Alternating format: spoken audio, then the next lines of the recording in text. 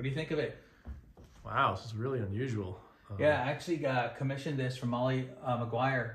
I was in New Orleans, and it was the last day there, and she didn't have this there. She had something like it, and she does this whole series, Devil Girl in the Bayou. So I asked her if she could paint one for me. I kind of said, hey, I want a voodoo doll. I want some of these little devils and stuff. And the reason I liked it is because, you know, she's obviously happy. She's living her life. She's different. You know, she has her life, but no judgment. That's how you want to live. You want to live in a swamp, and you want to, you know, if you're a devil, you're a devil. That's it. But, you know, the thing is, this is a circus banner. And, you know, we tend to look at these type of folks and say, oh, you know, here's some tickets. Come by and come see, you know, this something that's different from you. And I don't agree with that. I think this is just something that just kind of makes us, you know, acknowledge that, hey, people are different, things are different. You may not understand it, but it's not really a sideshow. So it has the opposite effect from what I want, right? All right, so this one here is just fun. I was up in the wine country, and I just walked by the window, and I can't remember the artist's name, but she was selling this, and it has the Japanese, the wave, the famous wave, and, you know, the surfboard and just the Venus de Milo. I just thought it was fun. So it just, the juxtaposition of all these different things that don't go together, I think it really reflects kind of, you know, people in general, just how my life is, right? There's nothing that you could say is completely this way or completely that way. So it's a mix. It's just like people. It's a juxtaposition of all kinds of different things. I'm sure this one here, I was in, this is from Tulum in Mexico. This is, I don't think it's a big artist or anything. Chertado, there was a couple of his pieces that he had there. But it reminds me of this guy named Sergio Mora. It's a Spanish artist, so it reminds me of his style. And it's just fun. Again, I don't know what it's saying. I can't remember. I actually translated it once. But just, you know, again, just a scene you don't normally see, and you got to make your own interpretation out of it. So, you know, just thought it was fun. Wanted to add it to the collection. This I picked up in Mexico as well. And again, it's just ridiculous, right? It's like, what's going on here? Is, you know, just obviously a local Mexican guy with a devil hat on, and you know, on Mars or something. Who knows? So, anyways, good. All right, so let me take you down the hall here. This is was really one of my first.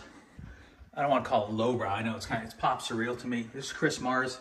This one's called The Dimming Room, and his brother has schizophrenia. So, you know, we go to the doctor. We think we're just going to a doctor. He sees this. He sees this horrible situation and terrified by it. And that's, you know, if you don't understand schizophrenia, this really captures how you, in a normal situation, how a schizophrenic might feel. So I really, you know, found the empathy and the compassion for people that have that. It popped off the wall and I saw it. I went to the Last Rites Gallery in Chelsea, New York. Saw it. It was very expensive. I couldn't afford it. Or, well, I mean, I could. I just didn't want to pay for it. I left. And I couldn't get it out of my mind. So I had to call the gallery, and I ended up buying it.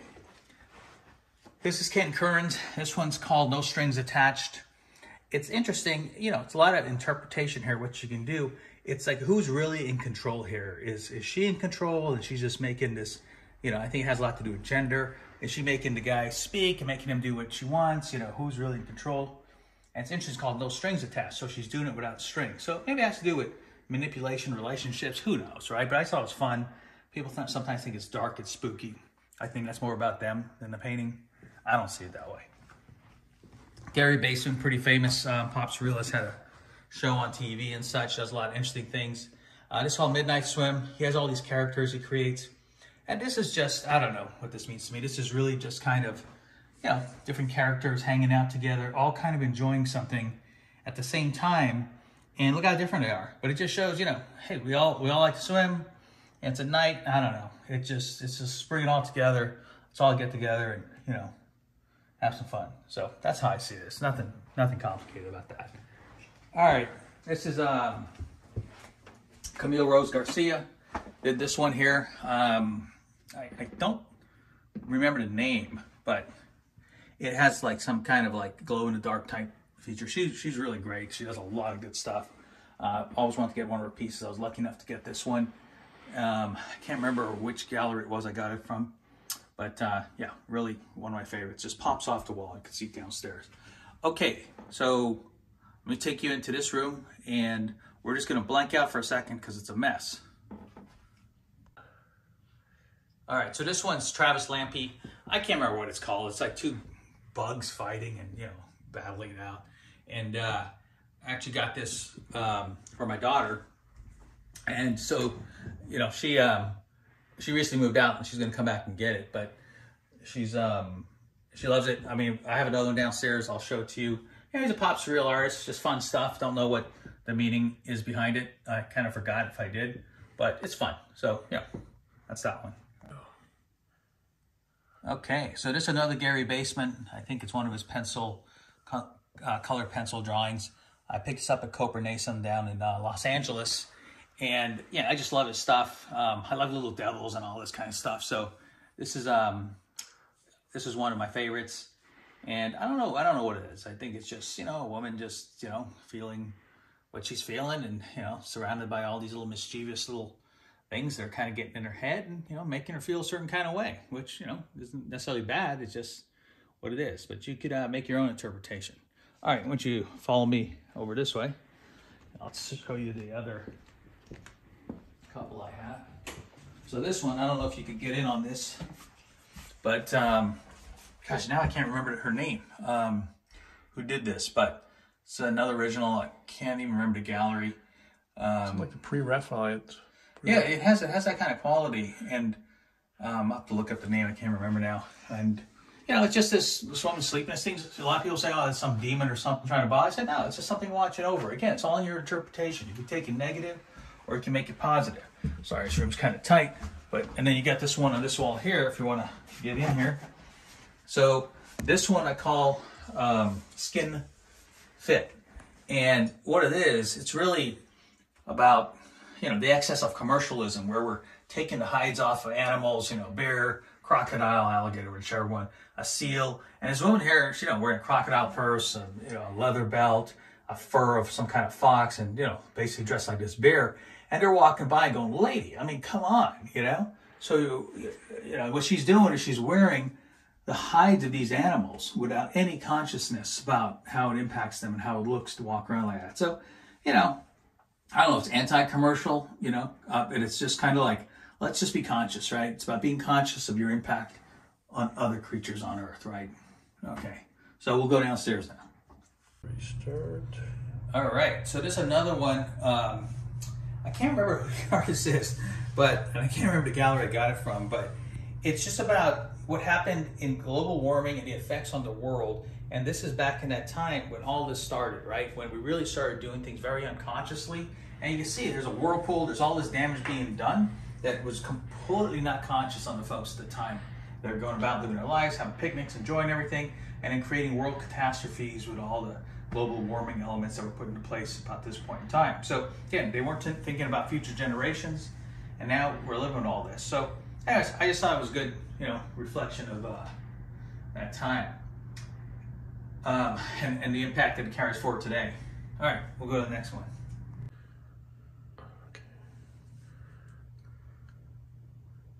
So anyone who knows me knows I'm a huge fan of just fun tiki stuff, you know, anything kitsch, any kind of throwback, mid-century, you know, Polynesian culture, Hawaiian culture, all that kind of stuff. And this is just fun. This just reminds me of those bars and restaurants and all these type of places that really captured that era. And this was a time, probably, you know, a while back, where you have a bad person, you know, some spy or something, you don't know what's going on. Yeah, just fun, right? You interpret how you like. I just think it captures a nice scene that tells a lot of different stories. You know, it's easily been in a James Bond movie or something, spy, espionage, something like that. Again, yeah, just having fun with it. They're not a high-end piece of art, but, you know, I buy things based on how I connect with it, if I like it or not, and how it makes me feel. And this one, you know, every time I come in here, it's like, just feel good, just feel fun. It's like, don't take things too serious. This is just, life is just full of all kinds of fun stuff. You just got to look at it that way. All right, so let's go back to the other room. Okay, so this one is Travis Lampy again. You saw one of his pieces on one of these videos. So this is Swish of the Innocents. It goes back to kind of the biblical narrative of Harold, and I think it was Massacre of the Innocents, where he ordered all the newborn male children killed because he was afraid of the Lord or Messiah coming, Jesus basically. So I just think this is just because it's has that connotations lightened up, of course, but it just shows just the ridiculousness of this type of power and this type of fear and what you could do with it, and how many people get hurt and all that kind of stuff. So again, you know, you don't have to be religious or whatever to appreciate it. It's just more about, you know, there's things that happen that, you know, we don't necessarily agree with, believe in, but it still happens. So I don't know. I just connected for that reason. I think it's fun. We'll execute the painting. So we'll end that here. I mean, next time we'll do, you know, maybe some of the fine art I have. These are all the fun Pop Surreal Art. These are all my originals. Actually, they're not all. I have a few in the closet. They're all wrapped up and stuff because I switch them out. There's just not enough space. But yeah, I hope you liked it. And that's my art show for now. Jumpy Productions.